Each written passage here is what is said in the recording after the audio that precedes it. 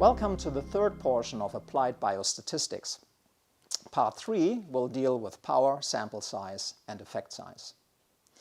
Power is important because it gives you the ability to separate two groups or to test your hypothesis. Power depends on several aspects. One is the true difference between the two groups, which is often a mean, or it's also a categorical proportional difference.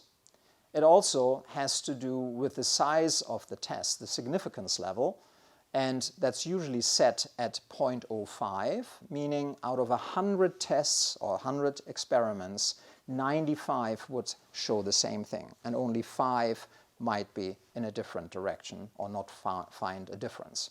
That 5% error rate is something that we generally expect, or not expect, but that we generally accept.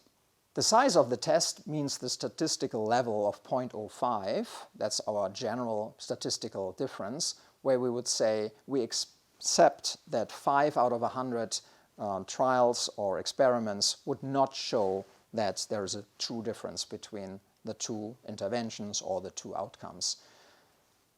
That depends also a lot on the N, the number of subjects in the groups. The larger the number of subjects are, the easier it is to get to a 0.05 level. Sometimes that means, though, that if you have thousands of people, even a small difference becomes statistically significant.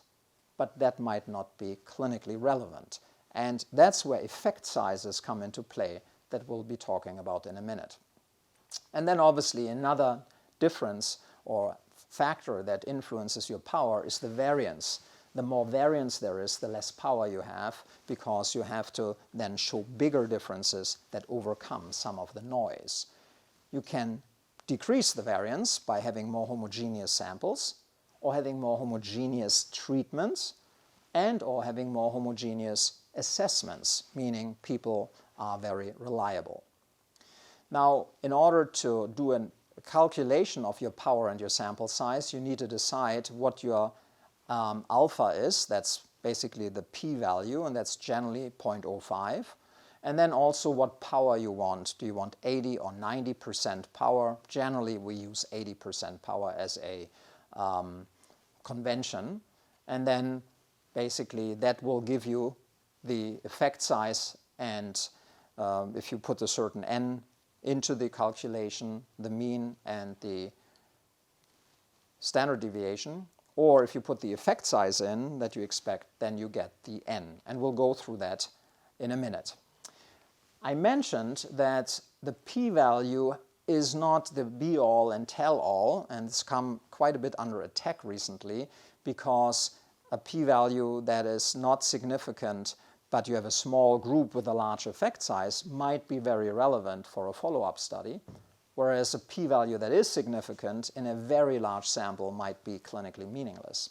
So that's why we then convert the difference in means divided by the pooled standard deviation, that's the spread, in order to get to effect sizes. And that would be, for example, a Cohen's d or a Hedges g, where we say a 0.2, a fifth of the standard deviation is a small effect size, 0.5, half of a standard deviation is a medium effect size, and a large effect size would be 0.8. If you look at correlations between two variables, here a small effect size is an R of 0.1, a medium effect size an R of 0.3, and a large effect size an R of 0.5. And then when you don't look at continuous outcomes, like for Cohen's d or Hedges g, but at categorical outcomes like responder rates or relapse rates or mortality rates, you can calculate a so-called NNT, number needed to treat for a good outcome, or an NNH would be the number needed to harm for a bad outcome, and anything less or equal to 10 is considered clinically relevant when it takes 10 or less patients to treat to get one good outcome. Sometimes, obviously, the number needed to harm of 50 can be too high if the poor outcome is mortality, and the other treatments would not have that. What does that mean then when you have an effect size of 0.2 it means actually that the difference between the two means or the curves is only 14.7%. And for a large effect size, that means about 50% of the area under the curve and what people have experienced in terms of change doesn't overlap. We also have internal consistency measures that looks at when you have two tests, for example, or two raters that are being compared. And here the measures for intra-class correlation would be 0.75 or higher is excellent. A fair to good internal consistency between two parts of a score or of a rating scale would be 0.4 to 0.74, and a poor internal consistency would be less than 0.4. Internal consistency, looking at Cronbach's alpha, which is often when two raters rate, and we want to see how close they are. Here 0.9 would be something, or greater than 0.9 is excellent. 0.8 to less than 0.9 is good. Acceptable is 0.7 to less than 0.8.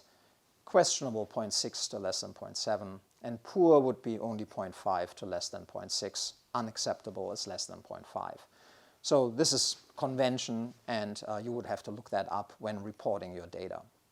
But let's come back to how to actually calculate an effect size. An effect size, as I mentioned before, depends on the difference in means and then also the pooled standard deviation. So in this calculator that is displayed here, you can see that the difference in means is about 3.2 or 4.2, and the standard deviations are pretty close together. And here, this would come out to basically effect size of 0.4. This is what you look at when you have your results.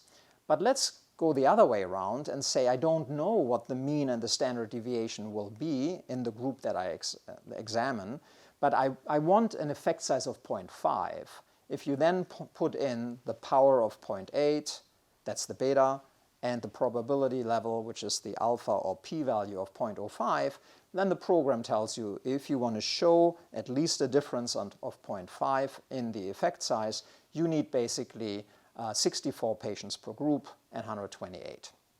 If you want to even be able to show a smaller effect size difference, in this example 0.35, so basically a third of a standard deviation, then you need to enlarge your sample because you want to even show smaller differences. And here, this would be 130 per arm and 260 patients altogether. This is for continuous outcomes. But what about categorical outcomes, like having a response or not? Here you would put in the expected proportion. Again, the alpha is 95%. That's your 0.05 p-value. The beta or power is 80%. And then let's assume you want to be able to differentiate a 20% difference in that outcome. And then you need to decide, okay, but what is going to be the control group's level of that outcome and my intervention level?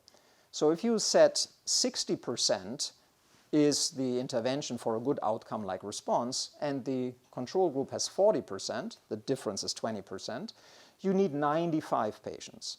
But if your assumption is that the treatment gets a 40% response rate and the control 20%, you need less patients, only 79.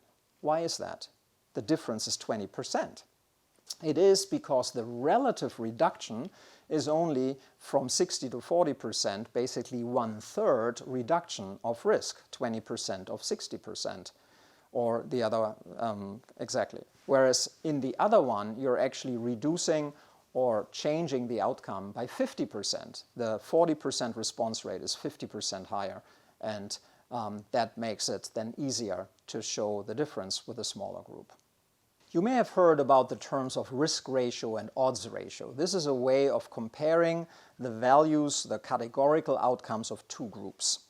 The risk ratio, or relative risk, means the comparison of the diseased person who was exposed, or the group, versus the persons that were not exposed but had the disease. So you have exposed and non-exposed disease divided each by the number. So it's a relative proportion of those that have the disease and were exposed versus those that have the disease and were non-exposed.